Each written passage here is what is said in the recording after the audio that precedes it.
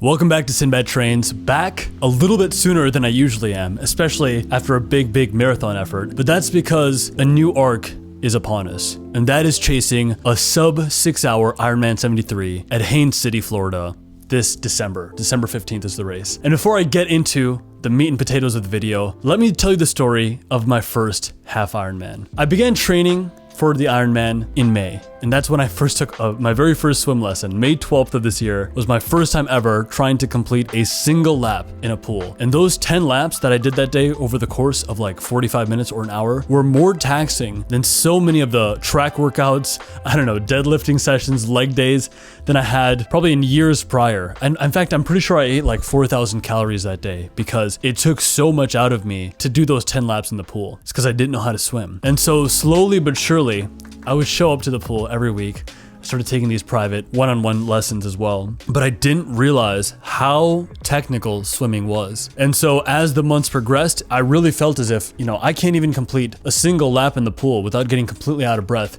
How am I going to complete a mile, 1.2 miles in open water and be okay? And there was so much that I learned in the interim. I had to face my fear of drowning, my fear of the open water so ambitiously over the course of the summer. It was probably one of the most defining elements of the summer. And for a while there, it seemed like it wasn't going to happen. I would not end up going to Wisconsin to do that race. And I thought, it's not a big deal. This is really kind of a side quest. Anyway, I don't know why I signed up for this thing. My focus was the marathon. And yet, as the days crept closer, I finally put on a wetsuit for the first time. And then I realized, the wetsuit gives you so much extra buoyancy. I might actually be able to do this. So I just pushed through, continued pushing through. And then there came a moment where I decided, no matter what happens, I will show up in Wisconsin on September 7th and attempt this Ironman. And one of my old coaching clients, Sai, he graciously decided to sign up for the race with me. So I had him and his company to look forward to. So I went for it. And it was about a 4.5 hour drive to Madison. Had a really rinky-dink Airbnb there, and the race was just 3 days out. I really didn't know the technicals of how things worked with an Ironman triathlon training and a race day. So there was so much I didn't know going into it. And even then, I didn't definitively know if I could complete the swim within an allotted time. By this point, I had already done open water swimming in a lake, but it would take me about 40 minutes to cover about 0.4 miles. And so 40 minutes, 0.4 miles, 40 minutes, 0.4 miles back. And the cutoff for the swim is 1 hour and 10 minutes. For 1.2 miles on race day. So I knew that I'd be playing it very close and potentially I wouldn't be ready for that distance at the time, but I did the best I could and I showed up to the race as best as I could. And once the swim started, just my adrenaline around that, my heart rate got immediately jacked. 300 meters into the swim, I realized I was the very last person. The very last swimmer. All the other kayaks pretty much immediately encouraged me to DNF. They're trying to get me out of the water. It was like a psychologically taxing thing. There was one guy in a kayak who actually believed in me. And he's like, just get to the next buoy. He was supporting me the whole time. So I got around 0.6 miles in. I covered half the distance as was beginning to turn back when the boats began to tell me that, dude, we need to pull you from the water. You cannot cover, we're requesting that you cover the water and you're not going to finish this. But then I think 40 minutes or 50 minutes had gone by and I'd only gotten just past halfway. So I was just trying to go a little bit faster, just move. Eventually I did complete the swim, but they pulled my tag because I went over the time. They just said, you're disqualified, your tag's off. They were trying to pull me from the water way early because literally all the other swimmers had passed me by. I was pretty discouraged in that moment and I was deciding what to do. So what I just did is I ran past security. I just ran past everyone. I just got back in line and assumed that I was just one of the bikers going. So I just started the next leg. And on the bike leg, no one stopped me. So I just continue on and I said, okay, I'm disqualified. There was this anxiety around me that I'm like, okay, is anyone going to find out that I'm disqualified and stop me 20 miles into the bike ride or something like that? But I was just happy that I was continuing. I was continuing the race and I sort of snuck past people. Now, because my swim took so long and I was so lackadaisical on the bike, really, it took me almost 3 hours, 50 minutes to complete the bike because I was just enjoying the fact that I finished the swim. So by the time the bike leg was over, I was actually disqualified on time again. And this time they said, hey, where's your tag? I didn't want to tell them that my tag was already pulled from the swim. So I was like, it fell off. They're like, okay, well, you're disqualified. So unfortunately, we can't let you start the run. By this point, I was already used to breaking the rules.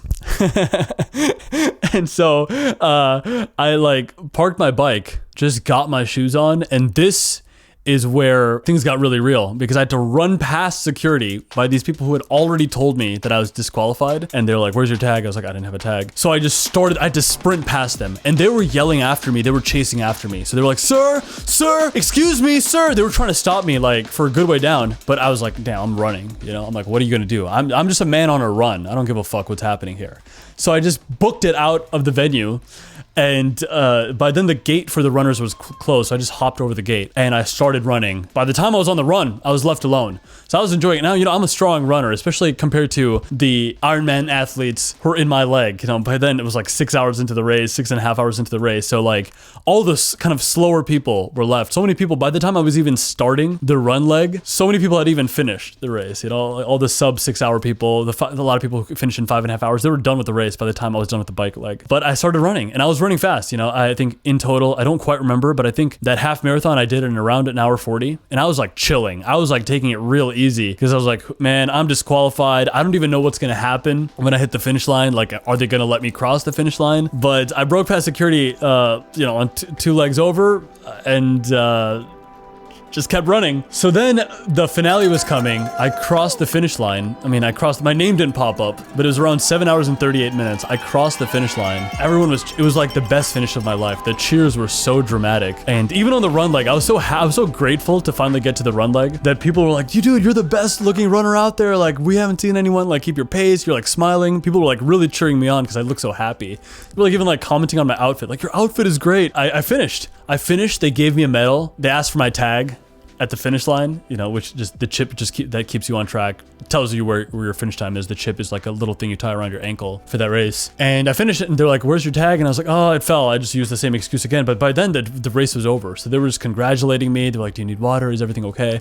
I was like, yeah, everything's great. I had the medal. My official time was DNF. I was thrilled, you know, because I had conquered an enormous fear of swimming in open water, fear of drowning. There were so many sessions that I did with my videographer, Anuj, with him in a kayak and me in the water. And then eventually we tried to do it without the kayak, where I just had a panic attack in the water because I'd be in the middle of a lake and just be like, oh my God, how am I going to get ashore? So I had to like learn how to calm myself down in like the middle of a lake. And this was coming like so quickly after not knowing how to swim, like not a single instance of swimming growing up. Ironman Wisconsin, it was so far the best race I had in 2024. More than Mesa Marathon, more than Grandma's, definitely more than Twin Cities. It was an enormous thing for me because it was a 4.5 hour drive into Madison, Wisconsin. Me doubting myself the whole drive down. And Ironman, it's an expensive race to register for because you got to get the wetsuit, the bike, the tri-suit. The registration itself is almost $500. The swim lessons alone cost me like $1,000. So it like the expense of it, the bike fitting, there's so much that goes into it. In total, it was like a $6,000 or $7,000 expense actually over the course of the summer. It was so worth it because I learned that, you know, in a way it's crazy. I learned that I'm a rule breaker more than anything. Not a law breaker, but a rule breaker. And that lesson, it carries over so much to filmmaking because on my main channel, to do some of the stuff we've done on the budget that we do it at, it means, man, there's so many times that like there's been a sign that says road closed and like we've moved the sign. We literally, I don't know, I can't tell you how many times, or we've snuck into, you know, the videos I blew up off originally were like all these skits, you know, like Gary Vaynerchuk once, and like impersonation videos. So I'd be acting like a psycho through them all to the point where the security guards would immediately recognize me and start to tail me and try to kick me out of the mall as soon as they saw me because I was doing these comedy sketches all the time and being like a menace in public. And I realized, you know, I'm a rule breaker, and there's a power in that. If I could label this as a principle, the first idea in this video is that rules can and should be broken. As long as you're not hurting anyone, a lot of the walls that society and institutions place upon us, they're super false. They're shaky. Even Ironman as an institution, it's just like a company, right? It's like a company that hosts events, it's an event hosting company. It's not that deep. If it means the journey allows you to learn something about yourself, then why not continue on? And I think this applies to so many instances, whether it's job applications. So many times back in LA when I was trying to like audition for movies or try to get in front of talent agents, I would hype myself up. I would find inspiration from stories like Shia LaBeouf, who when he was a kid, he would call up all these talent agencies pretending to be his own manager, like calling as his own manager and like hyping up Shia LaBeouf, the child actor. I think that kind of gusto is so important when you're trying to make it as an entrepreneur. And what Ironman 73 Wisconsin taught me more than anything is that I am that guy.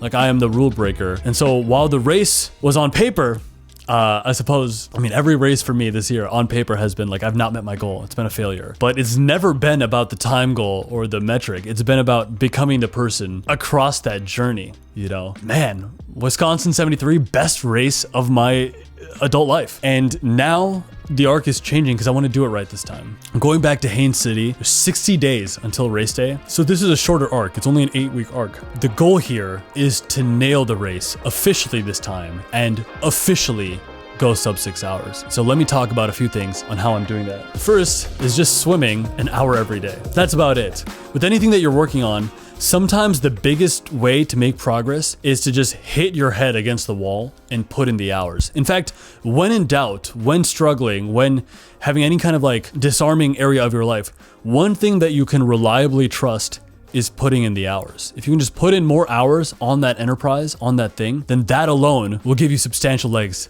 to succeed even further, which is really exciting. And so that's all there is to it. I'm 60 days left until the race. The pool that I go to is closed this week. But aside from this week, the ambition is to go every single day. I think that alone, an hour in the pool every single day, clocking up almost, 54, 55 hours of swimming before race day, just in the pool, working on technique, that is going to be instrumental. Luckily, going into this second triathlon, I'll already have the confidence of at least surviving in open water. That's not a fear of mine. Whereas in the first race, I literally would have like nightmares about drowning. That's no longer the case, which that alone is a huge thing. But now it's just going to be about dialing in technique. 60 hours put in to dial in technique with swimming. And I'm really pumped about that. Which brings me to the next idea of the video, joining a master's swim club. So Tuesdays and Thursday mornings, I've joined a master's swim club. I don't know why they host these things so early. It's like from 6 to 7 a.m. Holy moly, dude, it's so early. But yeah, Master's Swim Club. I think it's worth being around other people who are doing the same thing. As far as like things go in Minnesota and being an endurance athlete here in Minnesota, I don't have a huge community. I don't have a lot of people who do a lot of what I do. So there is kind of like a loneliness almost in these ambitions, and a lot of online content creators, whether it's Nico Falik or I've heard a lot of people talk about this. There's an isolating component to being an endurance athlete because outside of the people you meet online, no one really gets it. You're kind of a weirdo. I mean, I totally understand it. It is a weird thing. It's weird. It's weird for sure. But the beautiful thing about joining these organizations or stepping into these communities is that you get to meet the people who are just like you. One of the most gorgeous aspects of doing Ironman Wisconsin is that as I walked around Lake Monona the day prior to the race, so many people had their wetsuits on. They were getting in the water. They were practicing. And that was awesome to see. That was so encouraging because it was like, damn, there's other people like me. And it looks sick. The visuals of being in a wetsuit, you just kind of look like a badass in them. It was like a really fun environment to be in. And this Master Swim Club, I already made one friend. There's such good swimmers there. Swimming can be like really, really freaking taxing. Like your whole body is involved. I actually feel really toned after every swim session. These are the reasons why we do these things. With anything that I've learned, anything I've taken on, whether it's motorcycling or even flying planes, which I did for a season of my life, when you take on the endeavor, you take on the hobby, you also gain access to the community surrounding those things. So with motorcycling, these motorcycle rallies were like an amazing place to network and meet interesting people. With flying, there's like a holiday aviation party every year that's so much fun to be a part of, and you can just go to this event. It's like really cool. It's a really amazing networking opportunity. Even one of the guys who is a kind of pilot friend of mine, who I think occasionally tunes into this channel or at least keeps up with me on Instagram, I met at the pilots party last year. So it's awesome to take on these endeavors and take on these efforts because of the network that you can build around them. So I think my lesson to you, or my encouragement to you in regards to this, is that, it's okay and it's awesome to pursue whatever you're interested in. I think we should all be pursuing our interests to the degree we are capable of. And in association with the pursuit of it, who can I meet? Who can you meet in regards to this ambition? That alone is going to make your life an exciting adventure.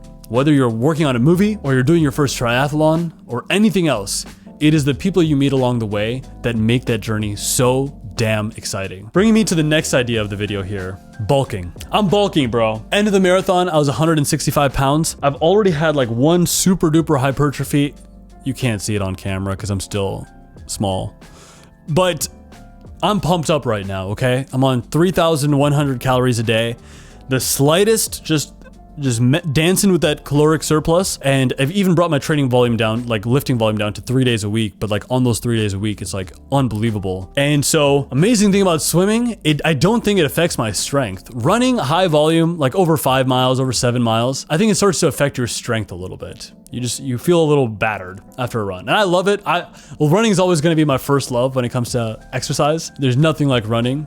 But swimming, man, I will say is a close second because it's low impact, it's technical, so it's kind of exciting to progress. The progress I'm making right now, it's very exciting to go through week over week. And then outside of that even, it's just like low impact. So the bulk is able to go very, very successfully. So if you're trying to go through a winter bulk like I am, might want to consider swimming because it'll keep you lean so that their caloric surplus doesn't hold you back too much, but you'll still make progress with strength. And Strength and hypertrophy, the combination of two is really your best indicator that you're putting on muscle. So it's gonna be a very, very sharp bulk. And that's all I gotta say about that. Which brings me to the final idea of the video, running into Luke Hopkins. Okay, this is more of a niche point, and I don't know how many people find this relevant. Luke Hopkins is a really, really charismatic young man. I briefly ran into him at Lake Monona before Ironman Wisconsin. He was actually doing the full Ironman the following day, and he like crushed it. He went sub 11 hours. He's doing this race again.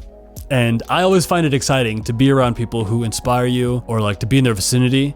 I mean, even though this guy's only like 22 years old or 21 years old, I feel like there's a lot I can learn from him. And he's on the BPN team. And I won't hide the fact that one of my long-term ambitions is to be a part of their crew as well.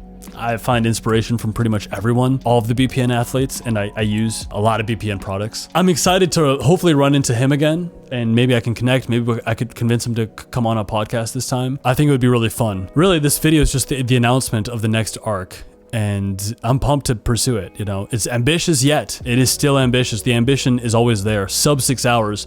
For anyone else, it might be kind of like mid or whatever, but sub 6 hours for me, coming from a non-swim background, is going to be huge. And I'm just gonna do everything I can to pursue that goal. Before I close out the video, I do want to give a shout out to my sponsor, Element. Element is this hydration supplement company. Amazing thing about them is that it's zero sugar, like no artificial ingredients really. They just have magnesium, potassium, and sodium in there. There's a growing body of evidence that shows that, you know, hydration is not just water alone, but it's the salt, because we deplete a lot of salts and minerals from our systems when we sweat out. So to properly hydrate, you need to be taking in magnesium and potassium and sodium as well. And so Element is a really clean way to do that. All the flavors taste delicious. I've tried all of them. They're all great. They make me actually want to continue to drink more water, to hydrate better, especially if you're going through a lifting phase. Drinking a lot of water is super beneficial. So if you want to check out Element, it'll be the second link in the description box below. drinkelement.com/CaptainSinbad. If you use that link, you'll get a free extra package with your order. So you can check them out below. But with that being said, excited for this next arc. I really appreciate you for tuning in, and we'll catch you next time.